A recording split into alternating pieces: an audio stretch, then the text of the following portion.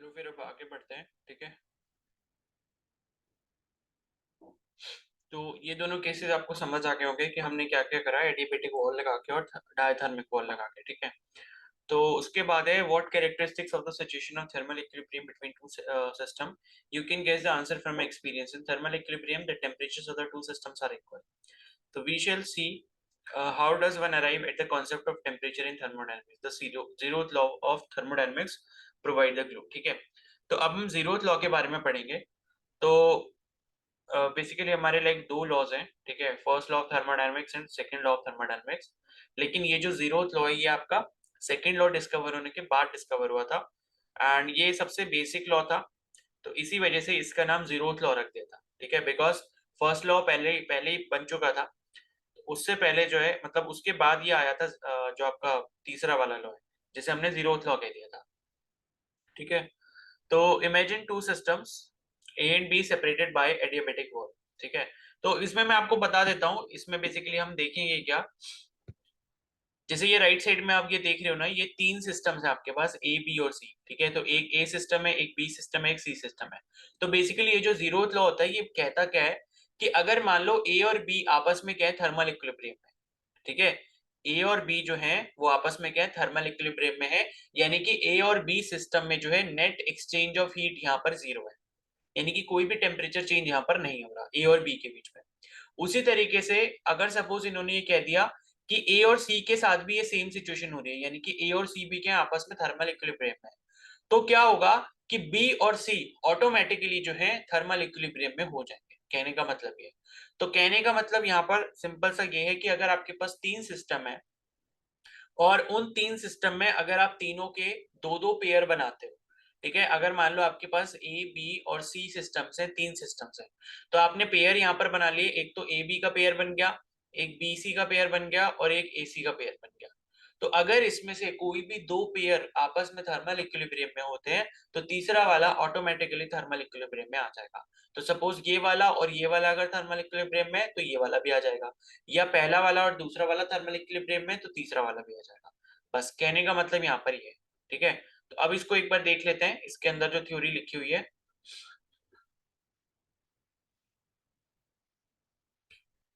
तो ये लिखा है कि imagine two systems A and B, हमने दो सिस्टम ले लिए separated by an adiabatic wall.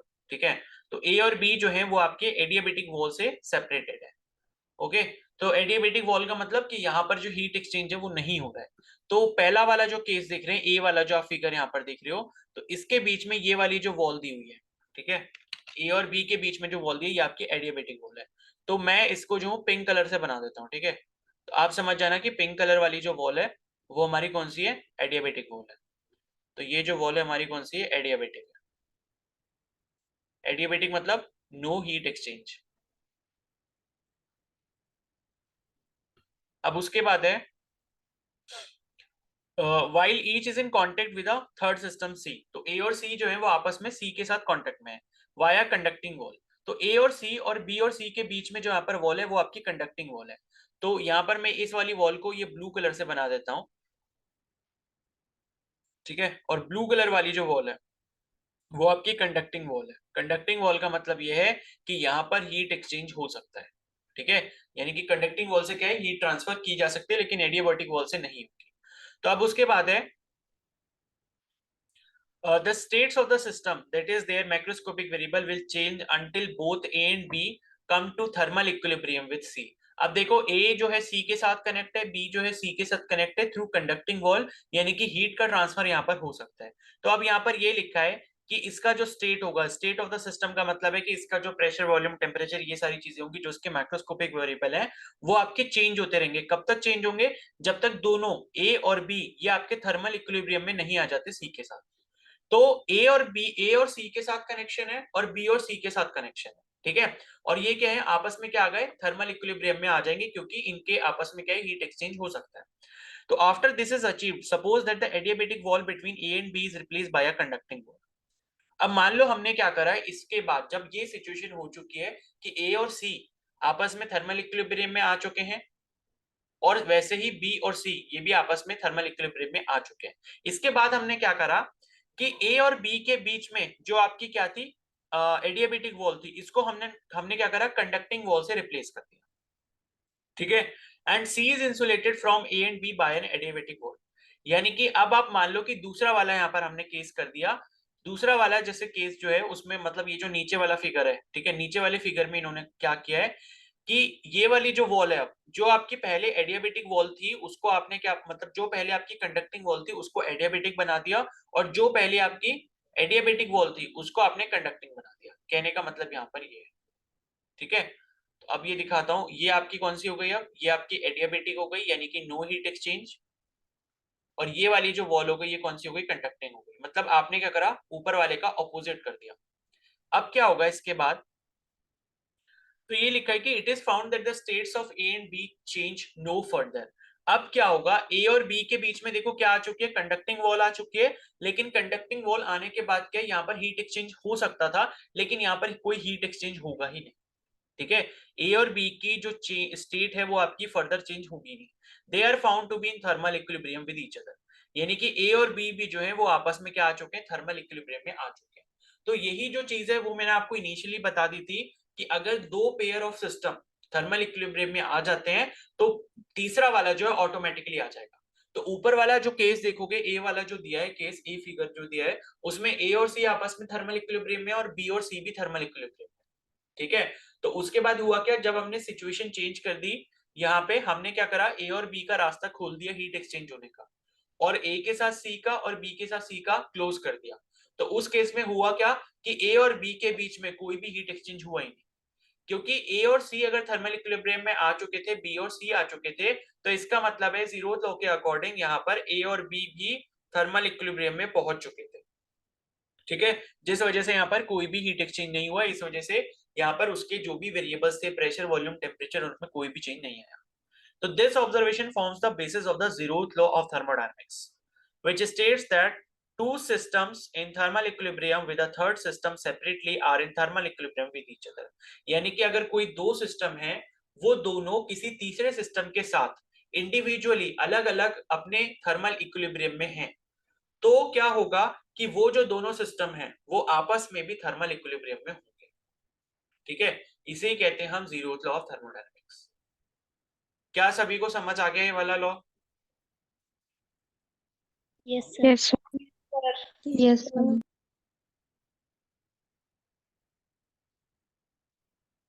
किसी को कोई डाउट है तो पूछ लो।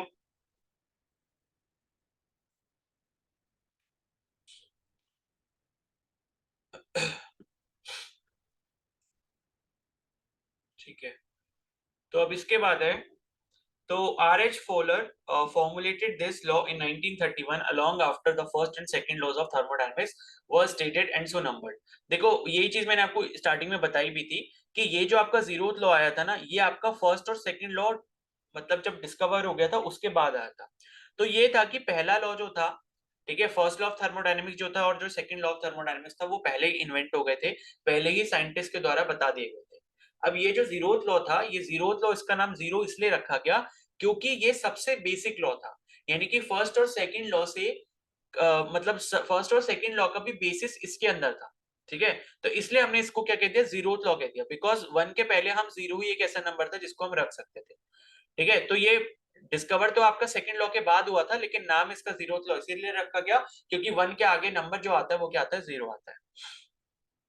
So the zeroth law clearly suggests that when two systems A and B are in thermal equilibrium, there must be a physical quantity that has the same value for both. This thermodynamic variable whose value is equal for two systems in thermal equilibrium is called temperature। ठीक है, तो जो हमने यहाँ पर thermal equilibrium की बात करी इतनी देर से, वो टेम्परेचर के बारे में बात हो रही है।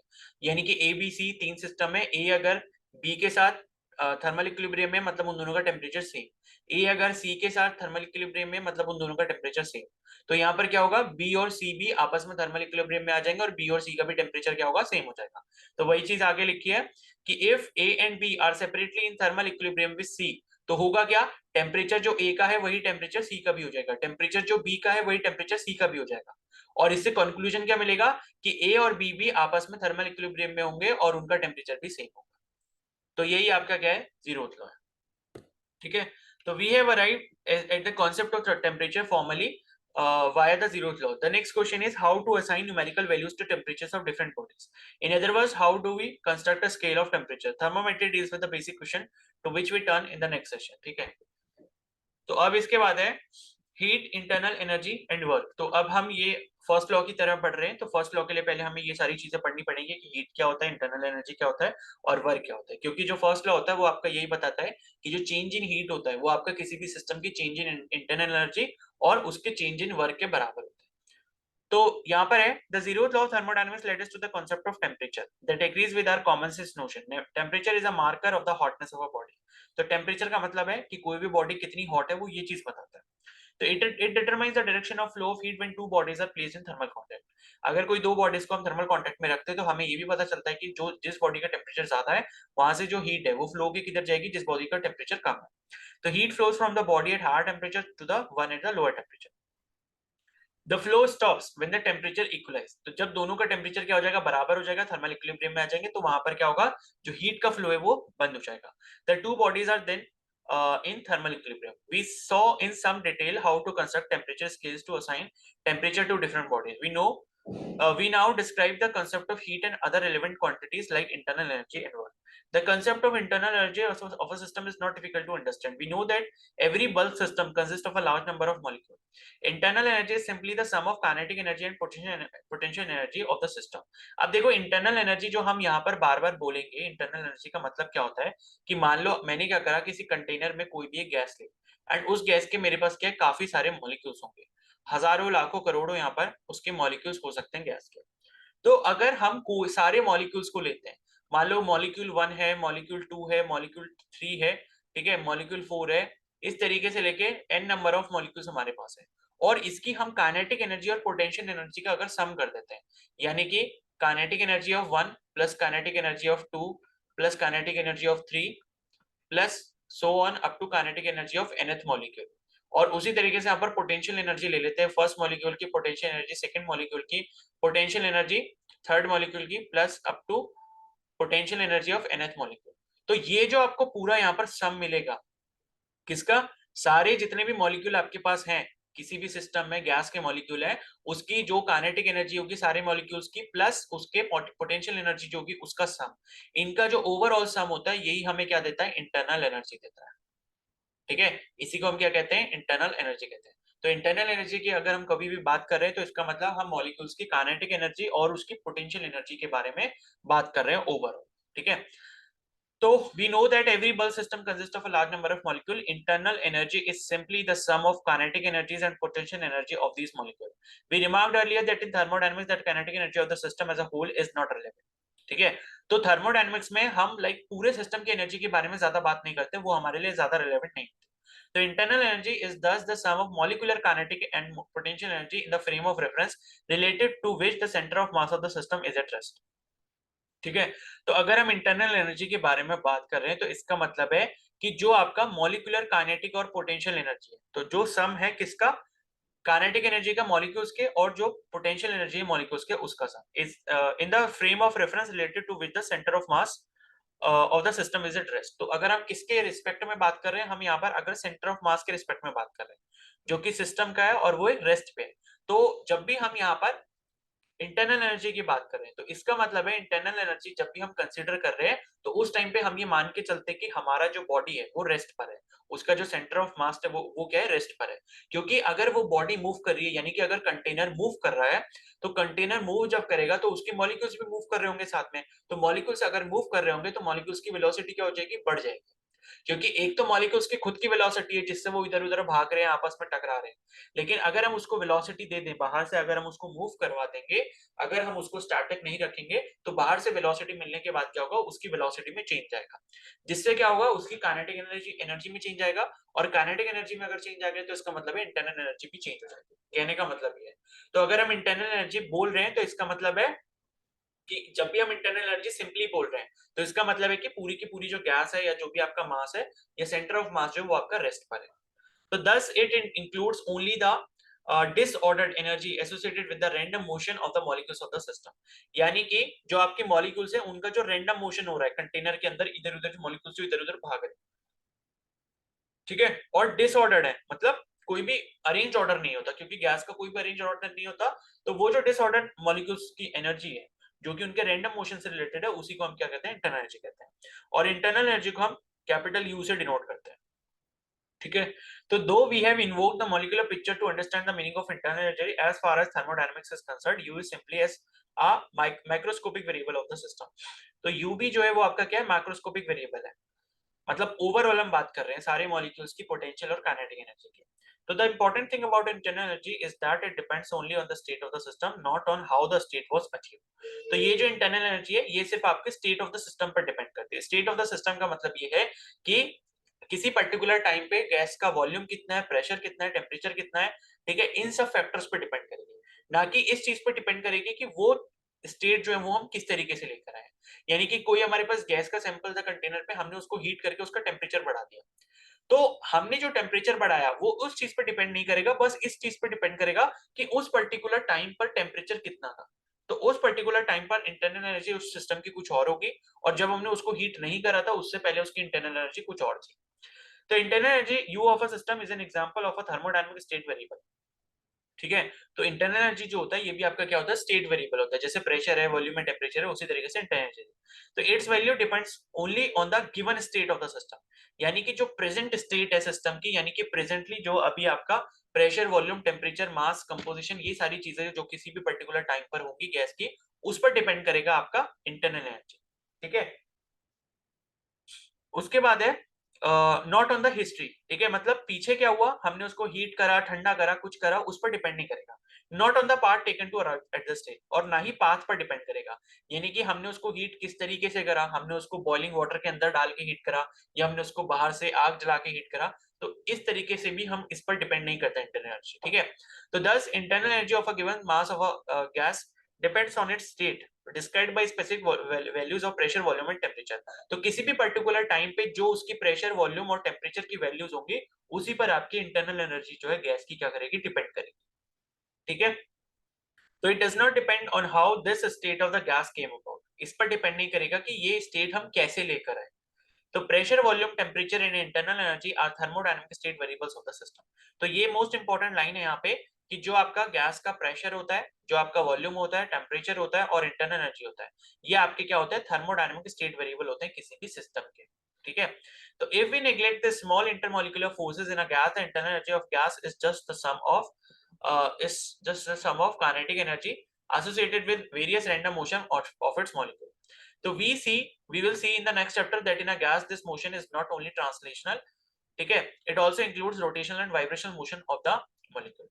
तो नेक्स्ट चैप्टर जो है, जो कि आपका काइनेटिक थ्योरी ऑफ गैसेस करके चैप्टर है, उसमें हम ये भी देखते हैं कि जो गैस का मोशन होता है, ठीक है, वो सिर्फ ट्रांसलेशनल नहीं होता। ट्रांसलेशनल का मतलब है कि गैस का कोई भी मॉलिक्यूल एक लाइन में मूव कर रहा है, या तो वो इधर मूव कर रहा है, या वो इधर मूव कर रहा है, या फिर वो इधर मूव कर रहा है, या फिर वो इधर मूव कर रहा है, ठीक है। ऐसा नहीं होता है एक्चुअली में।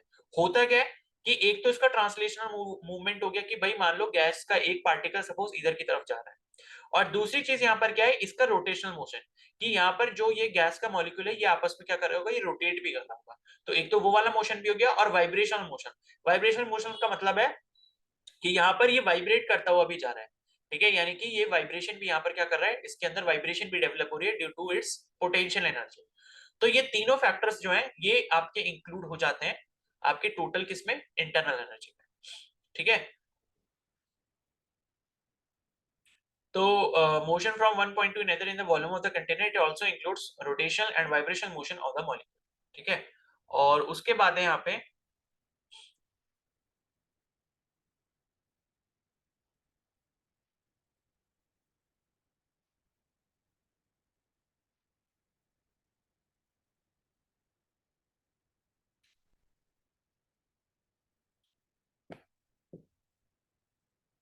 अच्छा एक इंपॉर्टेंट पॉइंट यहाँ पर और लिखा है कि यहाँ पर ये जो फिगर बना है ना ए और बी, ठीक है, ये आपके कंटेनर ही है, इसमें हो क्या रहा है, ए वाला तो आपका रेस्ट पर है, ठीक है, ए वाला जो है वो आपका क्या है, रेस्ट पर है। और दूसरी चीज यहाँ पर ये इन्होंने करी कि अगर हम इस कंटेनर को v वेलोसिटी दे देते हैं, तो एक इंपॉर्टेंट यहाँ पर लाइन लिखी है कि if the same box is moving as a whole with some velocity, the kinetic energy of the box is not to be included in internal energy. तो ये इंपॉर्टेंट पॉइंट है कि अगर आप गैस या सिस्टम की इंटरनल एनर्जी के बारे में बता रहे हो, और अगर मान लो वो बॉक्स क्या कर रहा है, मूव कर रहा है, तो आप इसके बॉक्स के मूवमेंट वाली जो वेलोसिटी है उसको आप रिलेट नहीं करोगे इंटरनल एनर्जी में। यानी कि इंटरनल एनर्जी जो प्रॉपर्टी होगी सिर्फ और सिर्फ गैस की होगी, उसके उसका जो कंटेनर के मोशन से कोई भी रिलेशन नहीं होगा। तो ये आपको थोड़ा सा ध्यान रखना है, ठीक है।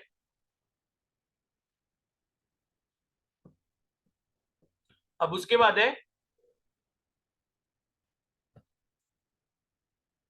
What are the ways of changing internal energy of the system. यानी कि अगर हम किसी भी सिस्टम की इंटरनल एनर्जी को चेंज करना चाहते हैं तो हम किस तरीके से कर सकते हैं। तो consider again for simplicity the system to be a certain mass of gas contained in cylinder with a movable system movable piston as shown in figure 11.4। तो ये कह रहे हैं कि आपने क्या करा, एक सिस्टम मान लिया जिसके अंदर कोई भी मास है किसी गैस का, जो कि सिलेंडर के अंदर है और उसके अंदर क्या है, मूवेबल पिस्टन है, ठीक है। तो ये इन्होंने यहाँ पर दिखाया हुआ है इस तरीके से। इसमें ये जो आप देख रहे हो ये आपकी क्या है, मूवेबल पिस्टन है। तो अभी मैंने एक वीडियो का लिंक भेजा था, हो सकता है आपने वो देख लिया होगा, ठीक है। तो ये आपका पिस्टन है और ये आपका इसमें क्या फिल करा हुआ है, इसमें आपने गैस फिल किया हुआ है। अब उसके बाद यहाँ पर लिखा है तो experience shows there are two ways of changing the state of the gas and hence its internal energy। तो मतलब ये है कि दो अलग अलग तरीके हो सकते हैं जिससे हम क्या करें, स्टेट चेंज कर दें गैस की। क्योंकि अगर स्टेट हमने चेंज कर दी, स्टेट चेंज करने का मतलब है उसके स्टेट वेरिएबल्स को चेंज करना। तो स्टेट अगर हमने चेंज कर दी इसका मतलब है हमने उसकी इंटरनल एनर्जी को भी चेंज कर दिया। तो पहला जो तरीका है यहाँ पर इंटरनल एनर्जी चेंज करने का वो है, ये है कि one way is to put the cylinder in contact with the body at a higher temperature than that of the gas. यानी कि हमने क्या करा, ये वाला जो सिलेंडर है जिसके अंदर आपको गैस यहाँ पर दिख रही है, इसको हमने एक दूसरे सिलेंडर के साथ कांटेक्ट में रख दिया, ठीक है। अब इसके अंदर भी हो सकता है कोई गैस हो और इसका जो टेम्परेचर है वो आपका ज्यादा है एज कंपेयर टू इसका जो टेम्परेचर है वो कम है, ठीक है। तो इसके अंदर जो टेम्परेचर है गैस का वो कम है और दूसरा हमने एक कंटेनर लिया और उसको हमने क्या करा, इसके साथ कांटेक्ट में रख दिया। अब इसके साथ जब कांटेक्ट में रखेंगे तो यहाँ से हीट क्या होगी, इधर को ट्रांसफर होगी और इसका धीरे धीरे क्या होगा, टेम्परेचर बढ़ेगा। टेम्परेचर बढ़ेगा तो क्या होगा, इसकी इंटरनल एनर्जी चेंज होगी। तो पहला तो तरीका ये है जिससे हम इंटरनल एनर्जी चेंज कर सकते हैं।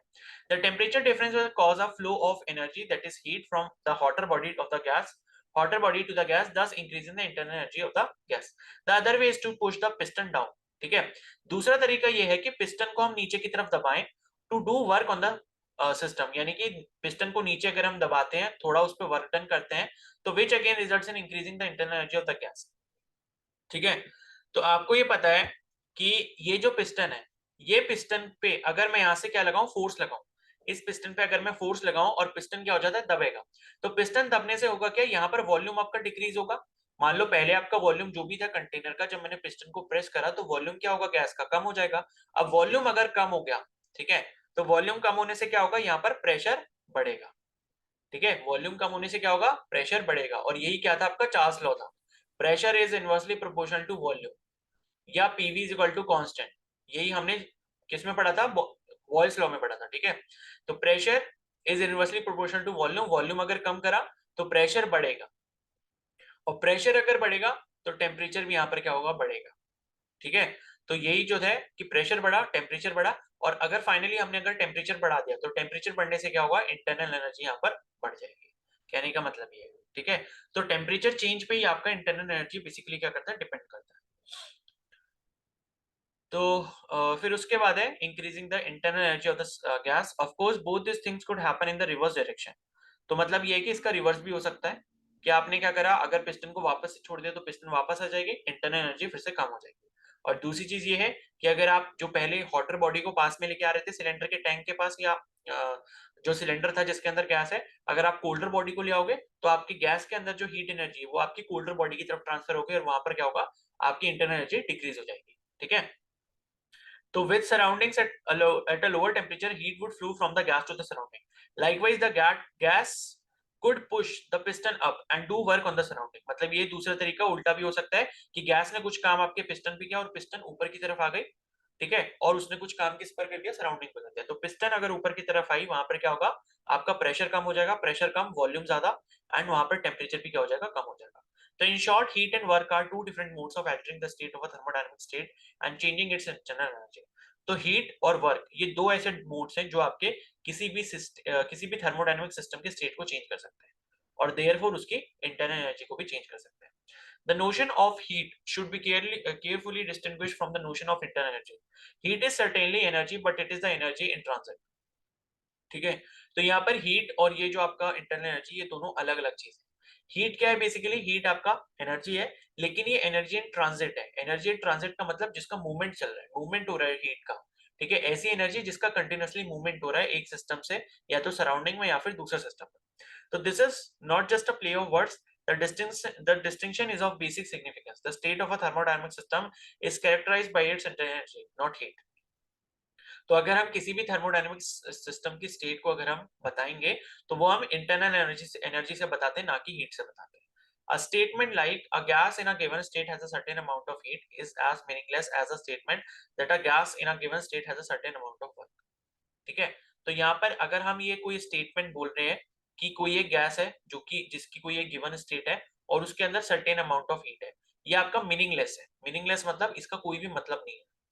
ठीक है, as the statement that a gas in a given state has a certain amount of work. और उसी तरीके से अगर हम ये वाला स्टेटमेंट बोलते हैं कि कोई गैस है उस किसी गिवन स्टेट पे और उसमें सर्टेन अमाउंट ऑफ वर्क है, उसके अंदर सर्टेन अमाउंट ऑफ वर्क है, तो ये भी क्या है? आपका गलत स्टेटमेंट है, इसका कोई मतलब ही नहीं है. मैंने बोला कोई एक कंटेनर है, कंटेनर के अंदर गैस है और मैंने बोला कि इसके अंदर इतनी हीट है, इतना वर्क है, तो उसका कोई भी अर्थ नहीं है. In contrast, a gas in a given state has a certain amount of internal energy is a perfect meaningful statement. और अगर हम इन दोनों स्टेटमेंट की बजाय ये वाला स्टेटमेंट बोलते हैं कि कोई गैस है किसी गिवन स्टेट पे और उसके अंदर certain amount of internal energy है, तो ये आपका परफेक्टली मीनिंगफुल स्टेटमेंट होगा. Similarly, the statement a certain amount of heat is supplied to the system or a certain amount of work was done by the system are perfectly meaningful. और इसी तरीके से हम ये बोलते हैं कि कोई एक सिस्टम है और सिस्टम को हमने क्या करा है? हीट सप्लाई करी है, सर्टेन अमाउंट ऑफ हीट हमने सप्लाई करी किसी सिस्टम को, या किसी सिस्टम ने कुछ certain amount of work done किया, तो ये दोनों स्टेटमेंट भी क्या होंगे? आपके मीनिंगफुल. ठीक है, तो किसी सिस्टम के अंदर हीट होना या वर्क होना ये आपके मीनिंगलेस स्टेटमेंट है, और किसी सिस्टम के अंदर इंटरनल एनर्जी होना ये आपका मीनिंगफुल स्टेटमेंट है. और उसी तरीके से कोई सिस्टम को हीट सप्लाई की है या किसी सिस्टम ने काम किया है, वर्क डन किया है, तो वो भी आपके मीनिंगफुल स्टेटमेंट होंगे. ठीक है, तो to summarise heat and work in thermodynamics are not state variable. तो थर्मोडायनेमिक्स में जो आपकी हीट और वर्क होते हैं ये आपके स्टेट वेरिएबल नहीं होते. स्टेट वेरिएबल का मतलब क्या है? कि किसी भी पर्टिकुलर टाइम पर अगर हम किसी गैस की सिचुएशन को जानना चाहते हैं कि इस गैस के अंदर क्या क्या प्रॉपर्टीज है, तो हीट और वर्क जैसी चीजें जो है वो आपको ये नहीं बताएंगे. ठीक है, तो इस वजह से ये आपके क्या स्टेट वेरिएबल नहीं होते. तो they are modes of energy transfer to a system resulting in change in its internal energy. ये सिर्फ आपके मोड ऑफ एनर्जी ट्रांसफर है. ठीक है, यानी कि एनर्जी किस तरीके से ट्रांसफर हो रही है, तो वो आपके हीट और वर्क के फॉर्म में हो सकती है, और क्या कर सकती है? इंटरनल एनर्जी को चेंज कर सकती है, which as already mentioned is a state variable. Internal energy जो है वो आपका क्या है? स्टेट वेरिएबल होता है. तो in ordinary language we often confuse heat with internal energy. The distinction between them is sometimes ignored in elementary physics books. For proper understanding of thermodynamics, however, the distinction is crucial. यानी कि कई बार क्या होता है, internal energy को हम heat से बहुत ज्यादा रिलेट कर देते हैं कि जितनी ज्यादा हीट होगी उतनी ज्यादा इंटरनल एनर्जी होगी, लेकिन ये मानना हमारा बिल्कुल गलत है. अगर हम छोटी क्लासेस की बुक्स में देखें तो हम इस चीज को इग्नोर कर लेते हैं. हम ये मान लेते हैं कि चलो हीट और इंटरनल एनर्जी सेम चीज है, बट ऐसा एक्चुअली में नहीं है.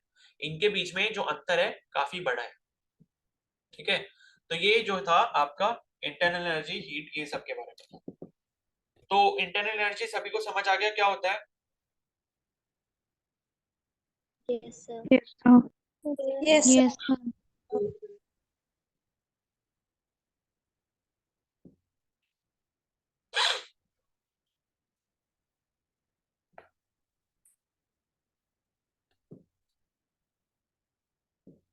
ठीक है, तो अब यहाँ पर नेक्स्ट जो है वो है हमारा फर्स्ट लॉ ऑफ थर्मोडायनेमिक्स. ठीक है, तो इतनी जो मेहनत करी अब हमने इंटरनल एनर्जी समझने में, वो आपकी अब यहाँ पर इस्तेमाल होती है.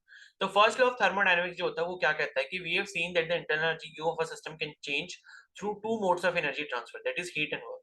तो हमने अभी ये देखा कि जो आपकी इंटरनल एनर्जी किसी भी सिस्टम की होती है वो हीट और वर्क दोनों से चेंज हो सकती है.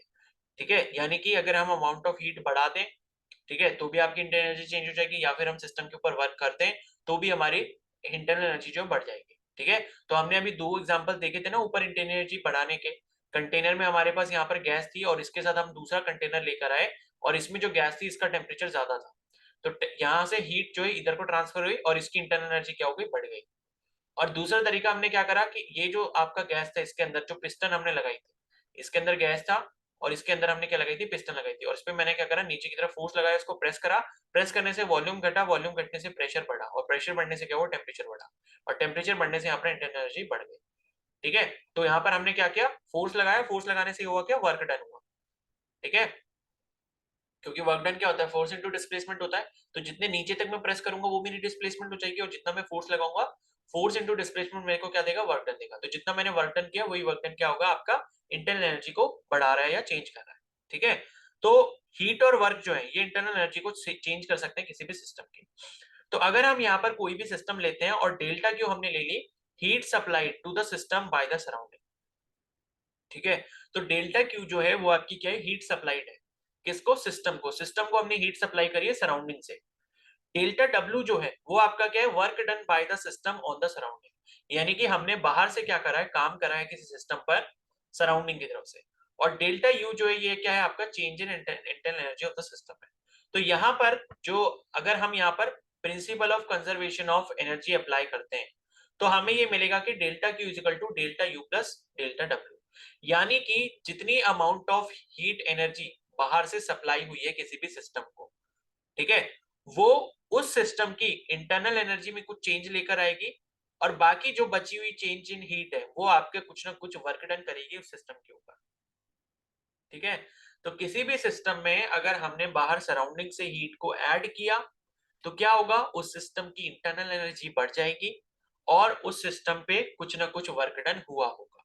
ठीक है, और इसका अगर ऑपोजिट केस आप कर दो कि सिस्टम से अगर बाहर की तरफ हीट हीट एनर्जी आपकी जा रही है तो सिस्टम की एनर्जी लोअर डाउन हो जाएगी। ठीक है, और वर्क डन जो होगा किस पे होगा, सराउंडिंग के ऊपर होगा, तो उसका जस्ट ऑपोजिट केस हो जाएगा। तो यही जो होता है, यही इसी को हम क्या कहते हैं, फर्स्ट लॉ ऑफ थर्मोडायनेमिक्स कहते हैं, delta Q is equal to delta you plus delta W. ठीक है, तो that is the energy delta Q supply to the system goes in partly to increase the internal energy of the system, यानी कि delta Q जो हमने heat supply करी है system को, उसमें से कुछ अमाउंट ऑफ हीट जो है वो आपकी सिस्टम की इंटरनल एनर्जी को इंक्रीज करेगा, और दूसरा जो बचा हुआ हीट होगा वो क्या करेगा, वो हमारा वर्क डन करेगा। ठीक है, and the rest in work on the environment, और जो दूसरा है वो आपका वर्क डन किस पे करेगा, एनवायरमेंट के ऊपर करेगा, यानी कि सराउंडिंग के ऊपर करेगा। तो इक्वेशन 11.1 यही वाली जो इक्वेशन लिखी है, delta q equal to delta you plus delta डब्ल्यू, इसी को हम क्या कहते हैं, फर्स्ट लॉ ऑफ थर्मोडायनेमिक्स के, थर्मोडायनेमिक्स भी कहते हैं। तो it is simply the general law of conservation of energy applied to any system in which the energy transfer from और to the surrounding is taken into account. तो ये जो first law of thermodynamics है ये basically आपका energy conservation के ऊपर basis है। ठीक है, यानी कि जितनी अमाउंट ऑफ हीट आपने दी तो कुछ वो आपकी गैस की इंटरनल एनर्जी को चेंज करने में खर्च हो जाएगी, और कुछ एनर्जी से क्या हो जाएगा, सराउंडिंग के ऊपर काम हो जाएगा। ठीक है, तो इसे लाइक आप ऐसे समझ सकते हो कि ये आपने यहाँ पर एक सिलेंडर लिया और इसमें आपने लगा दी पिस्टन, और यहाँ पे क्या करा, आपने कोई गैस ले ली, और ये जो पिस्टन है ये आपकी फ्रीली मूवेबल है। सपोज ये जो पिस्टन है ये कैसी है, फ्रीली मूवेबल है, यानी कि अगर नीचे से प्रेशर बढ़ेगा तो ये ऊपर की तरफ भागेगी, और ऊपर से अगर कोई प्रेशर डालना चाहता है तो ये पिस्टन नीचे की तरफ भागेगी। अब हुआ क्या कि यहाँ पर मैंने इसको कुछ हीट दी, तो मैंने क्या करा, यहाँ पर कुछ हीट सप्लाई करी। ठीक है, तो डेल्टा क्यू मान लो इसमें क्या आया, हीट चेंज आया। तो अब ये जो हीट मैंने सप्लाई करी डेल्टा क्यू, उसके हीट चेंज जो भी आया, तो ये हीट चेंज जो है वो पहला काम तो ये करेगा कि इसका टेम्परेचर बढ़ाएगा, टेम्परेचर बढ़ने से क्या होगा, इसकी इंटरनल एनर्जी बढ़ जाएगी। ठीक है, अब इंटरनल एनर्जी बढ़ गई, और दूसरा काम यहाँ पर क्या होगा कि कुछ तो आपका इंटरनल एनर्जी बढ़ गई, लेकिन बाकी जो अमाउंट ऑफ हीट एनर्जी है वो क्या करेगा, वर्क डन करेगा पिस्टन के ऊपर, यानी कि ये पिस्टन को ऊपर की तरफ क्या करेगा, पुश करेगा। क्योंकि जब आप इसको हीट दोगे, हीट देने से हुआ क्या, टेम्परेचर बढ़ा, टेम्परेचर बढ़ने से क्या हुआ, प्रेशर बढ़ेगा। ठीक है, टेम्परेचर बढ़ने से हुआ क्या, इसका प्रेशर बढ़ेगा। अब प्रेशर बढ़ने से बेसिकली होगा क्या, यहाँ पे मतलब गैस का प्रेशर ऊपर पिस्टन की तरफ बढ़ रहा है, तो प्रेशर बढ़ने से होगा क्या, ये आपका क्या करेगा, फोर्स लगाएगा पिस्टन के ऊपर, जिससे इस पिस्टन के ऊपर क्या होगा, वर्क डन होगा, और ये वर्क डन किसको मिल रहा है, सराउंडिंग को मिल रहा है या एनवायरमेंट को मिल रहा है। तो ऐसा कुछ होता है आपका फर्स्ट लॉ ऑफ थर्मोडायनेमिक्स। ठीक है, तो it is simply the general law of conservation of energy supplied to any system in which the energy transfer from और to the surrounding is taken into account. Let us put, ठीक है, अब दूसरी चीज हम ये भी कर सकते हैं, delta Q minus delta W equal to delta U भी लिख सकते हैं। मतलब इसी पहली इक्वेशन को हमने क्या करा, डेल्टा डब्ल्यू जो राइट हैंड साइड में था उसको लेफ्ट हैंड साइड में ले, तो इसको हम ऐसे भी लिख सकते हैं। ठीक है, अब इसके बाद की कहानी हम कल पढ़ेंगे। तो इतना क्लियर हो गया सभी को?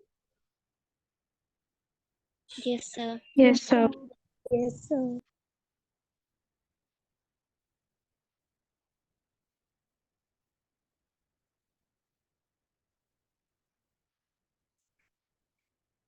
ठीक है, तो शाम को मिलते हैं, फिर शाम को सभी लोग जो है केमिस्ट्री की वर्कशीट करके लाना, और बाकी टेस्ट भी होगा ह्यूमन नेचर वाले चैप्टर का, आपका सेकंड पार्ट का टेस्ट है।